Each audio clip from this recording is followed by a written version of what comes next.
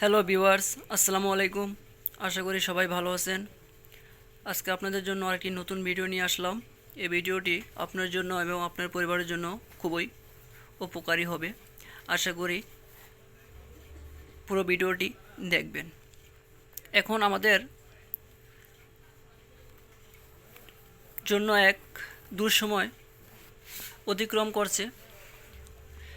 এই প্রচণ্ড গরম, এই প্রচণ্ড গরমে আমাদের কাজ করতে হয়। আমরা রাস্তাঘাটে বের হই, আমাদের প্রচুর ঘামতে হয়, শরীর থেকে প্রচুর পানি বের হয়।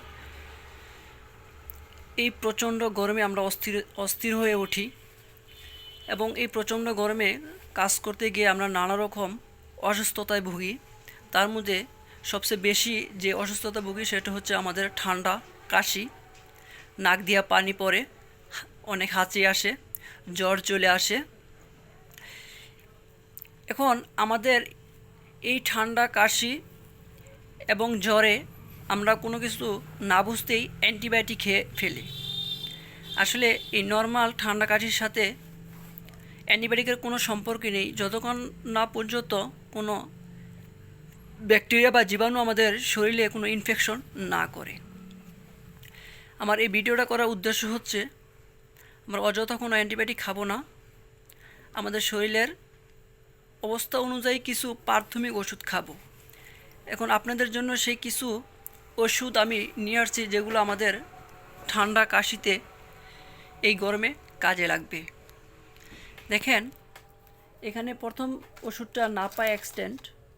আমাদের যদি শরীর ব্যথা এবং জ্বর থাকে শরীরে, তখন আমরা এই নাপা এক্সটেন্টটা 3 বেলা খাবো। তারপর এখানে একটা ফেনাডিন আছে, ফেনাডিন 120, ফেক্সোফেনাডিন, রেনাডা কোম্পানির।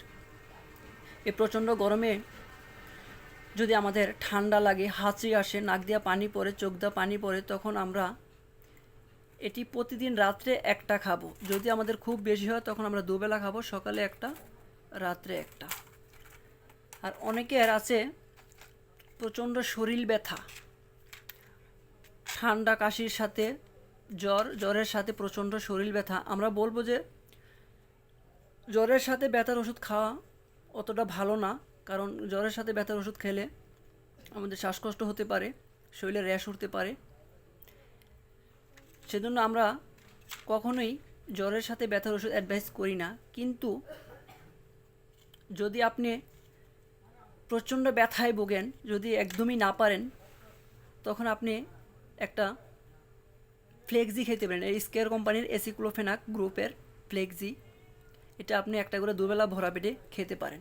সাথে আপনার গ্যাস্ট্রিকের ওষুধ খেতে হবে। আর যেটা বলবো, এই প্রচণ্ড গরমে যেহেতু আমরা দুর্বল বোধ করি, সেজন্য আমরা যে কোনো ধরনের গ্লুকোজ খাবো।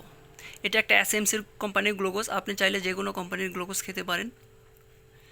আমরা নিয়ম করে এই প্রচণ্ড গরমে গ্লুকোজ খেলে আমাদের শরীর দুর্বলতা অনেকটাই কমে যাবে।